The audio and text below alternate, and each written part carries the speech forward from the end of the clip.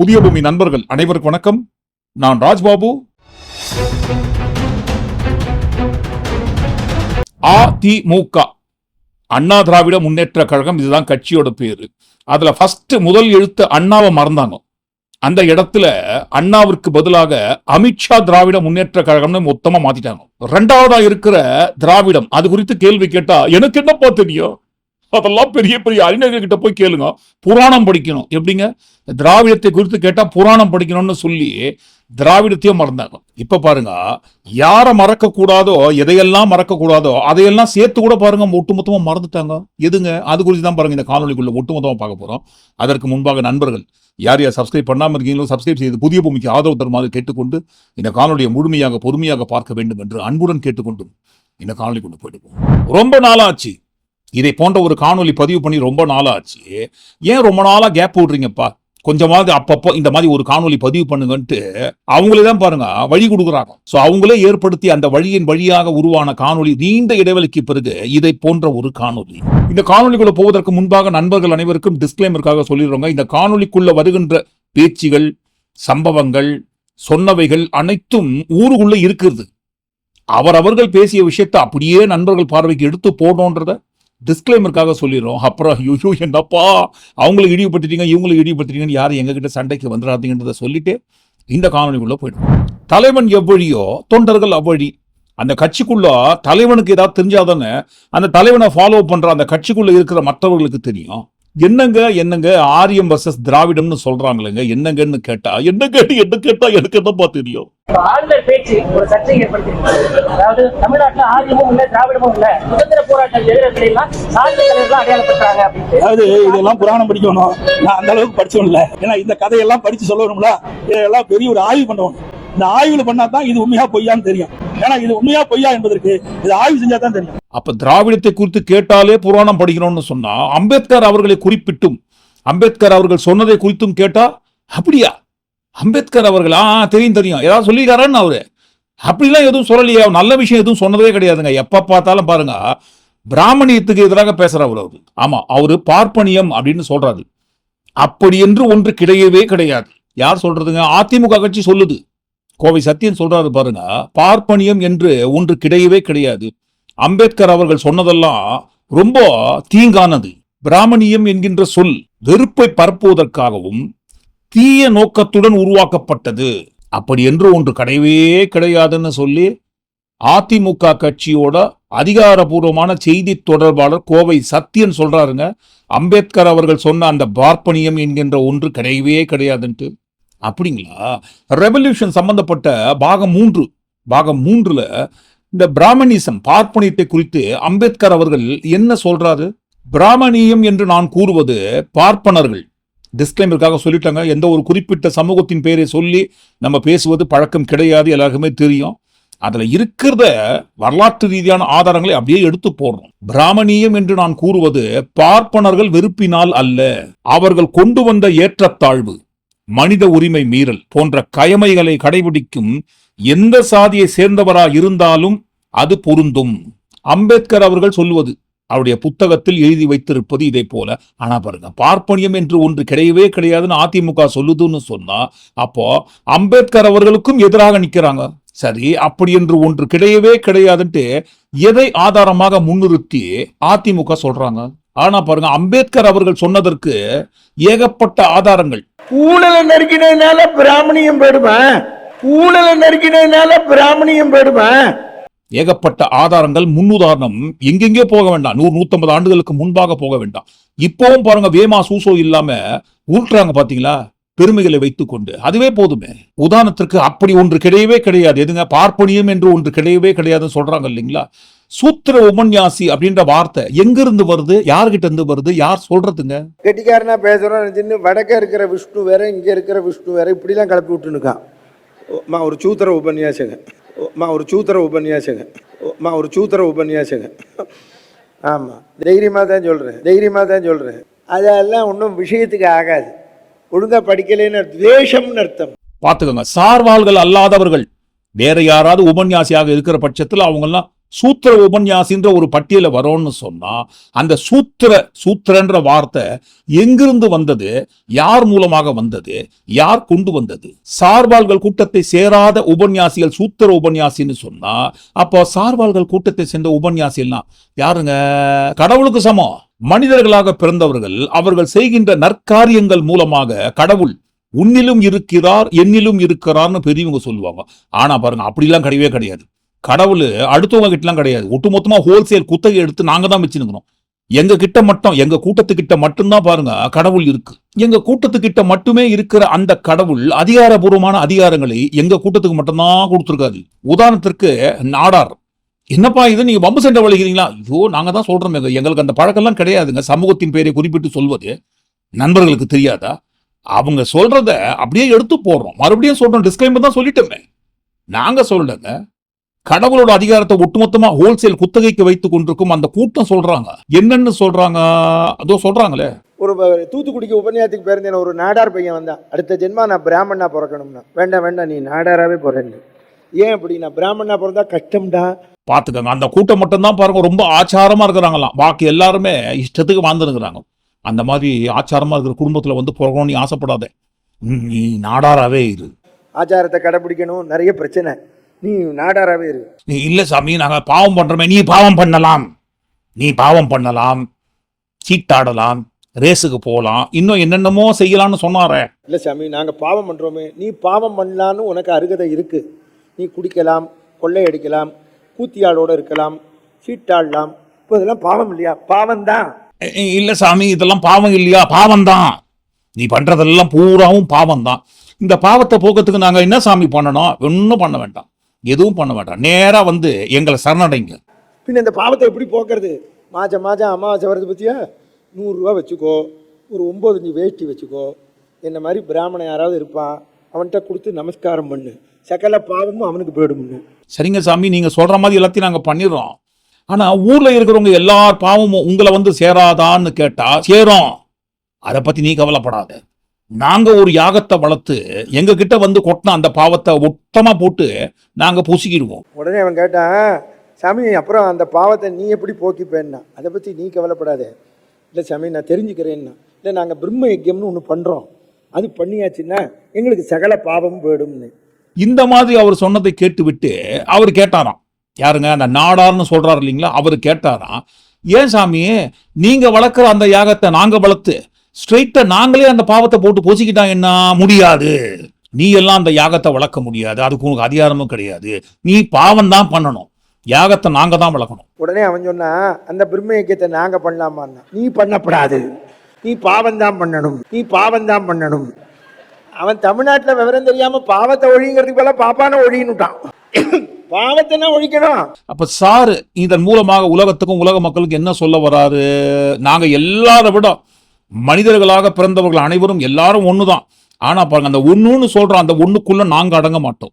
மனிதர்களாக பிறந்த அனைவருக்கும் மேலானவர்கள் நாங்க, கடவுளுக்கு சமம். அப்படி கடவுளுக்கு சமமாக இருக்கிற எங்க கிட்டதான், எங்க வழியாகத்தான் நீங்க எல்லாத்தையுமே நடத்திக்கணும், எங்க மூலமாகத்தான் எல்லா பாவத்தையும் போட்டு பொசுக்கணும்னு சொல்ற இந்த விஷயம்தான் பிராமணியம் பார்ப்பனியம் என்று ஒன்று கிடையவே கிடையாதுன்னு வேமா சூசோ இல்லாம உருட்டுறாங்களே, புது உருட்டு அதிமுக கையில எடுத்து. அம்பேத்கர் அவர்கள் எழுதி வைத்த அந்த பார்ப்பனியம் என்பதற்கு அர்த்தம் இதுதான், வேற யாரும் சொல்லல, அவங்களே தான் சொன்னாங்க. ஏற்றத்தாழ்வை உருவாக்கி வச்சாங்கன்னு சொன்னார் இல்லைங்களா. அந்த ஏற்றத்தாழ்வு என்பது சொன்னாரே, சூத்திர உபன்யாசில இருந்து பாவத்தை போட்டு பொசுகிற வரைக்கும் பிறப்புக்கும் எல்லா உயிர்க்கும் என்பதுதான் வள்ளுவர் வாக்கு. ஆனா பாருங்க, அப்படிலாம் இருக்கக்கூடாது. ஏன் இருக்கக்கூடாது? ஏற்றத்தாழ்வு இருந்துகிட்டே இருக்கணும். நாங்க தான் எப்பவுமே ஒசரமான இடத்துல இருக்கணும், எங்களுக்கு கீழே தான் எல்லாருமே இருக்கணும். அப்பதான் இந்த உலகம் ஸ்மூத்தா ரன் ஆகும், ஸ்மூத்தா சுத்தம். சூத்திரன் இடத்துலயே இருக்கணும், நாங்க அவாள்கள் இடத்துலயே இருக்கணும். அதை தாண்டி ஒருவர் இருக்கிற இடத்த இன்னொருவர் மாத்தி வரணும்னு நினைச்சீங்கன்னா உலகம் பாருங்க தலைகீழா போன்றோம். ஆனால் நீங்க இதை பத்தியும் கவலைப்படாதீங்க. பார்ப்பனியம் என்று ஒன்று கிடையவே கிடையாது. இருக்கட்டும். பிஸ்கெட் ஜேபி கட்சி கிட்ட அதிமுக கட்சியை கொண்டு போயிட்டு ஒட்டுமொத்தமா அடமானம் வைத்ததற்கு ஆதாரமாக ரசீதியாக இதை போல காட்டுறது தப்பு கிடையாது. ஆனா பாருங்க, இந்த காஞ்சி பெரியவா இருக்கார் இல்லைங்களா, நீதியின் குரலா தெய்வத்தின் குரல்? நீதிக்கு அவங்களுக்கு என்ன சம்பந்தம் இருக்குது? தெய்வத்தின் குரல் தெய்வத்தின் குரல்னு புக்கு, அந்த புத்தகத்துல மிக முக்கியமான ஒரு பக்கம், இந்துக்கள்னு சொல்றவங்க இந்துக்களா இருக்கிற எல்லாருமே இந்துக்கள் அப்படிலாம் கிடையாது. யார் சொல்றது? என்னங்க இது? நீங்க பாட்டுக்கு போற போக்குல இல்லாத ஏதாவது ஒண்ணு சொன்னீங்கன்னா எல்லா இந்துக்களும் ஒரே இந்துக்கள் ஆயிடுவாங்களா? வாய்ப்பே கிடையாது. இந்துக்களாக இருந்தாலும் அதுலயும் பாருங்க நிறைய டெபினிஷன் இருக்கு.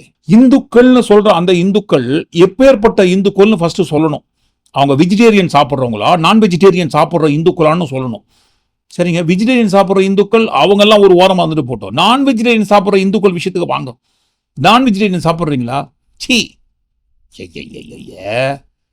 மாமிசம் உண்ணும் இந்துக்கள் ரொம்ப தாழ்த்தப்பட்ட சாதியை சேர்ந்தவங்க. நாங்க சொல்லலங்க, தெய்வத்தின் குரல்ல பெரியவா காஞ்சி பெரியவர் அவர்கள் எழுதி வைத்தது. இந்துக்களாக இருப்பவர்கள் அனைவரும் எல்லா இந்துக்களும் ஒரே இந்துக்கள் கிடையாது. மாமிசம் உண்ணும் இந்துக்கள் ரொம்ப தாழ்ந்த சாதியை சேர்ந்தவர்கள். அப்ப 100க்கு 90 பேருக்கு மேல மாமிசம் சாப்பிடுற எல்லா இந்துக்களும் அந்த வகையை சேர்ந்தவங்க தான். அந்த வகையை சேர்ந்தவங்க தான் சுத்தமான இந்துக்கள்னு சொன்னா சார்வாள்கள் கூட்டத்தை சேர்ந்தவங்க தான். ஏன் அப்படி? ஏன்னா அவங்க எல்லாம் பூர்வ ஜென்மத்தில் செய்த புண்ணியம். எல்லாரும் கேட்பா, ஏன் பிராமின் தான் அர்ச்சகர் ஆகணுமா அப்படின்னுட்டு. எஸ், அப்படிதான்.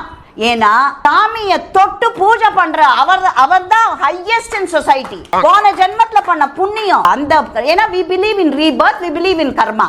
அவ பூஜை பண்றவாளா கோயில்ல இன்னைக்கு பிறந்திருக்கா. அந்த கர்மா அக்கவுண்ட்னால தான் இன்னைக்கு ஒரு குருக்கள் அவ்வளவு வசந்த இடத்துல பிறந்திருக்கார். பூர்வ ஜென்மத்தில் செய்த புண்ணியத்தின் பலனாகத்தான் இந்த ஜென்மத்துல சார்வாள்கள் கூட்டத்துல வந்து பிறக்கிறாங்க. சும்மா கிடையாதுங்க. சூரியனையே பூட்டி வைக்கிற சாவி சார்வாள்கள் கிட்ட தான் இருக்குது. எந்த சூரியன்பா? மேல இருக்கிற சூரியனை சொல்றோங்க. பழியேன்னு உதிக்குது இல்லைங்களா காலையில? அந்த சூரியனை உதிக்க கூடாதுன்னு சொல்லிட்டாங்கன்னா சார்வாள்கள் உதிக்காது. அந்த சூரியன் வெளியே வரத்துக்கே சார்வாள்கள் கிட்ட தான் அந்த சாவி இருக்குது. அந்த சாவி சந்தியாவந்தனம். சூரியன் உதிக்கிறதுக்கே பிராமணன் சந்தியாவந்தனம் பண்ணணும், தெரியுமா அது உங்களுக்கு? சார்வாள்கள் சந்தியாவந்தனம் பாடினாதான் சூரியனே உதிக்கும். ஒருவேளை பாருங்க, சார்வாள்கள் மக்கள் சேவை செஞ்சு ரொம்ப டயர்டாகி தூங்கிட்டாங்க வச்சுக்கோங்க, ஒரு நாள் சந்தியாவந்தனம் பாடல, சூரியனே வராது, உதிக்காது. உலகமே இருண்டு போயிடும். உலகமே இருட்டில் இருக்கணும். என்னப்பா இது, வர வேண்டிய சூரியன் கரெக்டான டைமுக்கு வரலையே, உலகம் இருண்டே இருக்குது, ஏன் இப்படின்னு தேடி பார்த்தா சார்வாள்கள் தூங்கிட்டு இருக்காங்க.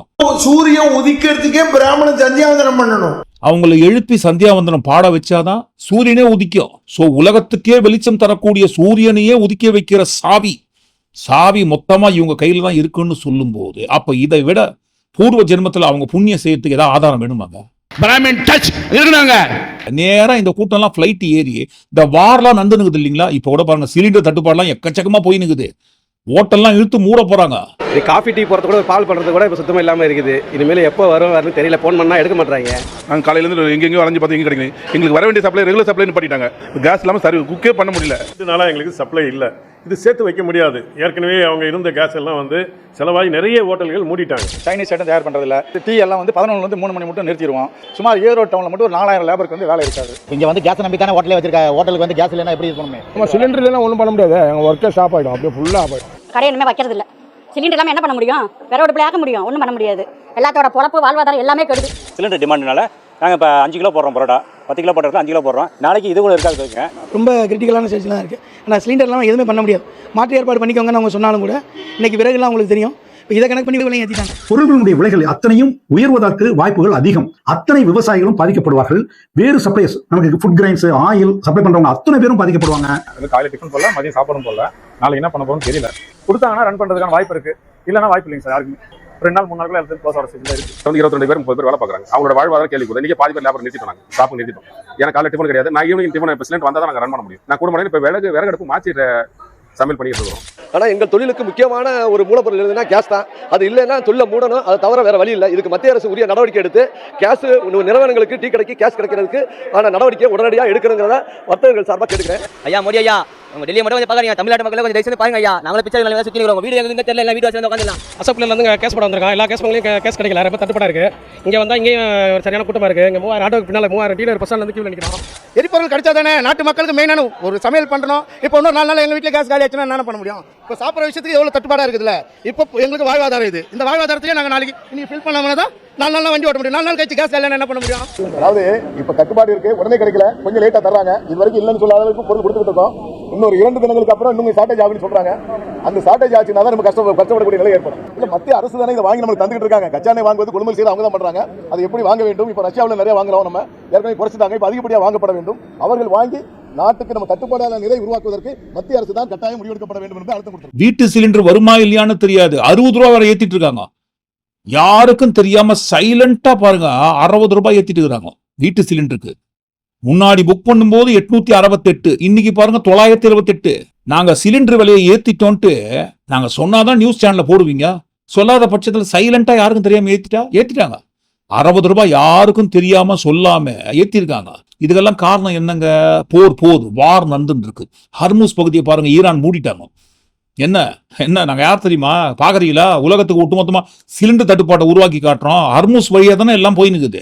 நான் அந்த பாதையை மூடிட்டேன்னா ஹர்மூஸ் நீரிணை பகுதியை பாருங்க லாக் பண்றாங்க. அந்த ஹர்மூஸ் என்கின்ற பகுதியோட வழியை லாக் பண்ற பட்சத்துல இப்படிதான் ஆகும். உலகம் முழுக்க முக்கியமான நாடுகள்ல சிலிண்டர் தட்டுப்பாடு வரும். அந்த சிலிண்டர் தட்டுப்பாடுக்கு காரணம் போர். அந்த போரை நிறுத்தத்துக்கு சார்கிட்ட தான் ஆயுதம் இருக்குங்களே. கிம் துக்ககா அசந்தோஷகா.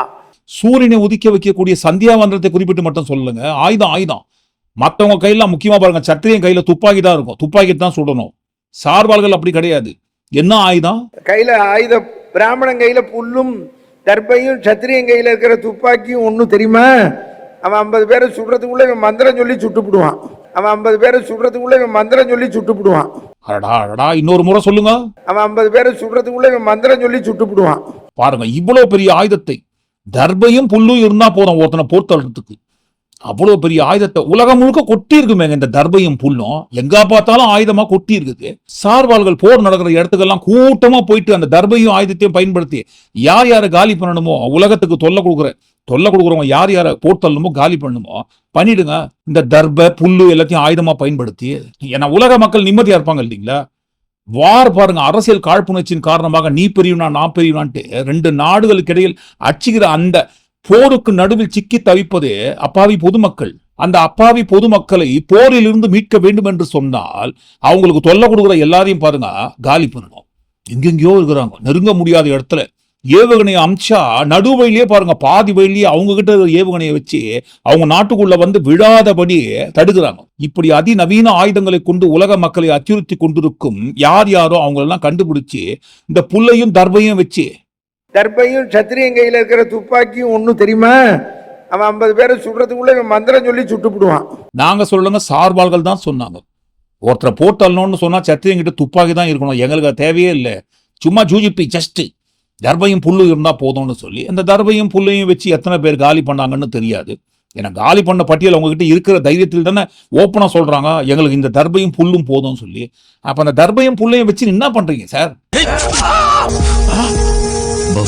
நேரா வார் நடந்துங்கிற நாட்டுக்கு போங்க, தர்பையும் புல்லையும் மலமலையா டன்னா கொண்டு போய் கொட்டுங்க, சும்மா எடுத்து ஜஸ்ட் ஊதுங்க, முடிஞ்சு போயிடும் இல்லைங்களா மொத்த கதையும். பகுத்தறிவும் படிப்பறிவும் விஞ்ஞான அறிவும் வளர்ந்த இந்த காலத்திலேயே இவ்வளவு தைரியமா வேடையை போட்டு மைக்க கட்டி கூட்டத்தை கூட்டி இவ்வளவு தைரியமா இந்த மாதிரி உதாரணம் விட்டுனுங்கிறீங்கன்னு சொல்லும் போது, அப்போ அந்த விஞ்ஞானம் வளராத, படிப்பறிவு இல்லாத, அந்த படிக்காம அடக்கி ஒடுக்கி வச்சிருந்தீங்க இல்லைங்களா, நாங்க தான் எல்லாம் பண்ணணும், பாக்கி ஆளுங்கள்லாம் எங்களுக்கு கீழே தான் இருக்கணும்னு சொல்லி. அந்த காலத்துல ஒரு 100, 150, 200, 250 வருஷத்துக்கு முன்னாடி என்னென்ன உதாரணம் விட்டுருப்பீங்க, என்னென்ன ஊற்றிருப்பீங்க. போற போக்குல இந்த திண்ணை வெட்டின்னு சொல்லுவாங்க இல்லைங்களா, வேலை வெட்டி இல்லாம திண்ணையில உட்கார்ந்து பொழுதுபோக்குவதற்காக வெட்டி கதையை பேசுற சில திண்ணை வெட்டிகள் சொல்லி வைத்த கதையை இன்னைக்கும் உருட்டுறாங்கன்னு சொல்லும் போது, இந்த கதையெல்லாம் அப்போ வச்சு எவ்வளவு உருட்டி எவ்வளவு சம்பாதிச்சிருப்பாங்க, என்னங்க சம்பாதிச்சிருப்பாங்க. இப்பவும் இந்த மாதிரி கதையெல்லாம் சொல்லி உருட்டி சம்பாதிக்க வேண்டும், நம்ம கூட்டம் மட்டுமே சம்பாதிக்க வேண்டும் என்கின்ற ஒரு காரணத்திற்காகத்தானே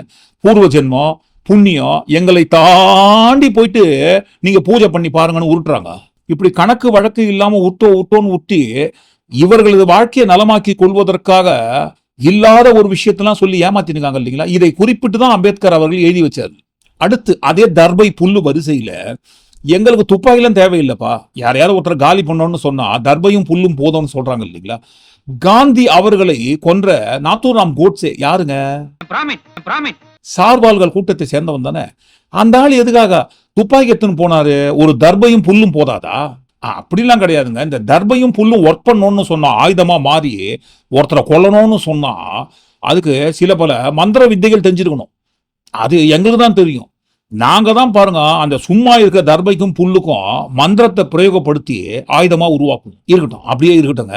அப்ப மந்திர வித்தைகளை தெரிஞ்ச உங்களை மாதிரி கூட்டத்தை சேர்ந்த யாராவது ஒருத்தரை பிடிச்சி இந்த தர்பையும் புல்லையும் ஆயுதமா பயன்படுத்தி ஈஸியா கொண்டிருக்க வேண்டியதானே. எதுக்காக தேவையில்லாம துப்பாக்கில திரும்ப மாட்டினாருங்க அவரு? உங்களோட பிரச்சனை என்ன? மகாத்மா காந்தி அவர்கள் இருக்கக்கூடாது, எப்படியாவது அவரை மேல அமைச்சிருக்கணும்.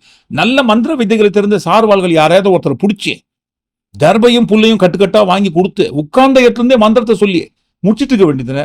அதை விட்டு விட்டு எதுக்குப்பா சத்திரியன் கையில இருக்கிற ஆயுதத்தை நீங்க கொண்டு போனீங்க? இந்த கேப்பையில இருந்து நெய் வடிதுன்னு சொன்னா அதை கேட்கறதுக்கு கேன கூட்டம் இருக்குன்னு சொல்லுவாங்க இல்லைங்களா? உங்களை சுற்றி நீங்க விடுற கதைகளை நம்பி உட்கார்ந்து கேட்டு நிக்கிற அந்த மாதிரி கேன கூட்டத்துக்கிட்ட வேணா போய் சொல்லுங்க சார். இல்ல பகுத்தறிவு வளராத காலத்துல உருட்டினீங்கன்னா நம்புவாங்க. இது பகுத்தறிவு வளர்ந்த காலம். மேடையில பேசினாங்களே சமீபத்துல மேடையில பேசினாங்க. யார் பேசினாங்கன்னு இப்போதைக்கு எங்களுக்கு ஞாபகம் வரல. ஆனா பாருங்க, மிக முக்கியமான விஷயத்த பேசினாங்க. அதாவது 1967 ஆண்டுக்கு பிறகுதான் ஓஹோன்னு கொடிகட்டி பறந்து கொண்டிருந்த எங்களோட சார்பாள்கள் கூட்டத்தோட கொட்டத்தை அடக்கி உட்கார வைத்த அந்த ஆண்டு. நாங்க எப்படி வாழ்ந்தோம் தெரியுமா? எப்படி இருந்தோம் தெரியுமா? எல்லாரும் ஏமாத்தின்னு ஊரெல்லாம் அடக்கி வச்சுட்டு நாங்க மட்டும்தான் இப்படி இருக்கணும், மற்றவங்க எல்லாம் இப்படியே தான் இருக்கணும்னு சொல்லி ராஜா மாதிரி வாழ்ந்துருந்தோம். ஆனா எங்களோட கொட்டத்தை மொத்தமா அடக்கி வைத்த அந்த ஆண்டு 1967 ஆண்டுன்ட்டு எந்த ஒரு கட்சியோட பெயரை குறிப்பிடாமல் சொன்னாங்க. மாப்பிள்ளைக்கு அவ்வளவு வெறின்னு சொல்ற மாதிரி அவ்வளவு கோபத்தை அடக்கி வைத்துக் கொண்டிருக்கிறார்கள். அப்ப அந்த கோபத்தின் வெளிப்பாடு வெற்றி என்கின்ற வெளிப்பாடு.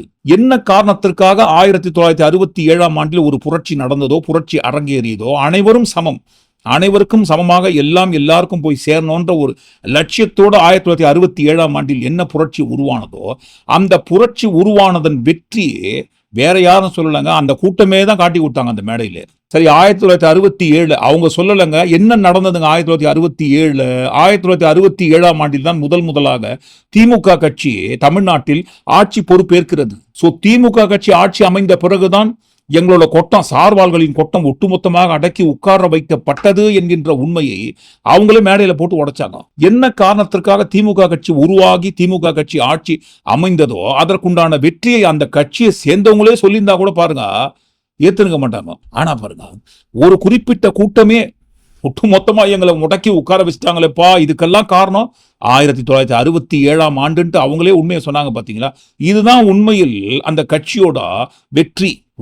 அந்த இனிய நாட்களில் எப்படியெல்லாம் எல்லாரையும் அடக்கி முடக்கி உட்கார வச்சு வாழ்ந்துதான் நாங்க. எல்லாம் போச்சே, கவலைப்படாதீங்க, அதெல்லாம் போகாது. பார்ப்பனியம் என்ற ஒன்று கிடையவே கிடையாது. ஊரை ஏமாத்திந்த வார்த்தை, அம்பேத்கர் அவர்களையும் சேர்த்துதான் சொல்றோம். ஊரை ஏமாத்திந்த வார்த்தை நாங்க சொல்லி எப்படியாவது நீங்க வாழ்ந்து கொண்டிருந்த அந்த ராஜா மாதிரியான வாழ்க்கையை உங்ககிட்ட மீட்டு கொண்டு வந்து கொடுக்கணும்னா எங்களுக்கே நீங்க ஓட்டு போடுங்க. வருகின்ற 2026 ஆண்டு தேர்தலில் என்டிஏவுக்கே நீங்க ஓட்டு போட்டு எங்களை தேர்ந்தெடுக்கிற பட்சத்துல மறுபடியும் எல்லாரையும் அடக்கி ஒடுக்கி உட்கார வச்சுட்டு உங்களை மட்டுமே நாங்க ராஜா மாதிரி ஆக்கிட மாட்டோம். கீழத்தை உங்க தலையில வச்சு நீங்க தான்ப்பா நம்பர் 1 அப்படின்னு நாங்க சொல்லிட மாட்டோம், சொல்லுவோம். அப்படி சொல்றதுக்காகத்தான் அச்சாரமாக பார்ப்பனியம் என்று ஒன்று கிடையவே கிடையாதுங்க. அது வெறுப்புணர்வை தூண்டுவதற்காக உருவாக்கப்பட்ட வார்த்தைன்ட்டு உங்களுக்கு சப்போர்ட் பண்ணி சொல்லிடுறோம். பிஸ்கேஜேபி கட்சி கிட்ட கொண்டு போயிட்டு எங்க கட்சி அடமானம் வைப்பதோடு மட்டுமல்லாமல் ஒட்டுமொத்தமா அடிமை சாசனம் எழுதி கொடுத்த பிறகு இது கூட நாங்க பேசலாம். எப்படிங்க பேசிடுறோம், ஆனா ஓட்டு மட்டும் எங்களுக்கு நீங்க போட்டுருங்க. நாங்க சொன்ன மாதிரி உங்களை ராஜா வாக்கிடுறோம். ஜெயிச்சதுக்கு அப்புறம் ஆக்கிடுவீங்களா? எங்க ராஜா வாக்கிடுவீங்களா? அப்ப பழையபடி வழக்கம் போல 97% போட்டு மிதிக்கிற அளவுக்கு நாங்க வளர்ந்துருவோமா? சொல்லுங்கப்பா. நீங்க ஏங்க அந்த கவலை எல்லாம் படுறீங்க? நாங்க தான் இப்ப ஸ்டார்ட் பண்ணிட்டோமே. தேர்தல் தேதி கிட்ட நெருங்க கொஞ்சம் கூட வேமா சூசோ இல்லாம அம்பேத்கர் அவர்கள் சொன்ன வார்த்தைக்கே எதிராக நாங்க நிக்கிறோம்னு சொல்லும் போது எங்களுக்கு இந்த வேமா சூசோ என்கின்ற அர்த்தமாவது எங்களுக்கு தெரியுமாங்க? தெரியறதுக்கு வாய்ப்பே கிடையாது. ஸோ அப்படி வேமா சூசோ இல்லாம இதுக்கெல்லாம் அர்த்தம் கூட என்னன்னு தெரியாம இருக்கிற எங்களுக்கே நீங்க ஓட்டு போடுற பட்சத்துல முழுசா நக்கிட்டு போயிடும். அப்புறம் என்னங்க, நீங்க தான் ராஜா, நீங்க வச்சதுதான் சட்டம், நீங்க சொல்றதான் எல்லாரும் கேட்கணும். உங்களுக்கு போக தான் பாக்கி எல்லாருக்குமே எல்லா இடத்துலயும். ஏன்னா 3% ஓட்டு உங்ககிட்ட இருக்கு இல்லைங்களா? அந்த 3% சிந்தாம செதறாம எங்களுக்கே நீங்க போடுற பட்சத்துல எங்களுக்கு கணிசமான சீட்டு கிடைத்து வெற்றி அடைவதற்கு வாய்ப்பு இருக்கு. அப்படி வெற்றி அடையும் போது ஆட்சி அது மக்கள் ஆட்சியாக இருக்காது, அதிமுக ஆட்சியாக இருக்காது, என்டிஏ ஆட்சியாக தான் இருக்கும். என்டிஏ ஆட்சியாக இருந்தாலும் சார்பாள்களின் ராஜ்ய ஆட்சியாக இருக்கும். வட மாநிலங்கள் இருக்காங்க இல்லைங்களா, கொடிகட்டி பறந்துருக்காங்க இல்லைங்களா, அதே மாதிரி ராஜ்ய ஆட்சி தான் இங்க தமிழ்நாட்டிலும் நடக்கும். அதற்கு அச்சாரமாக ஆதாரமாக சாம்பிளுக்காகத்தான் இப்பவே உங்களுக்கு நாங்க சப்போர்ட் பண்றோம். பார்ப்பனியம் என்று ஒன்று கிடையவே கிடையாது. நீங்க என்ன நினைக்கிறீங்க? ஒட்டுமொத்தமா எல்லாத்தையும் கூட்டி கழிச்சு இந்த காணொலிக்குள்ள வந்த எல்லா சார்பாளர்களின் அருமை பெருமை புராணத்தை குறித்து நீங்க என்ன நினைக்கிறீங்கன்னு உங்க கருத்துக்களை பதிவு பண்ணுங்க. அதிமுக இவ்வளவு மோசமான பாதையை நோக்கி போய்விடுமான்னு யாராவது நினைச்சு பார்த்திருப்பாங்களா? அதையும் சேர்த்தே உங்க கருத்துக்களை கண்டிப்பா பதிவு பண்ணுங்க. மீண்டும் நாளை காணொலியை நாம் சந்திப்போம். நன்றி, வணக்கம்.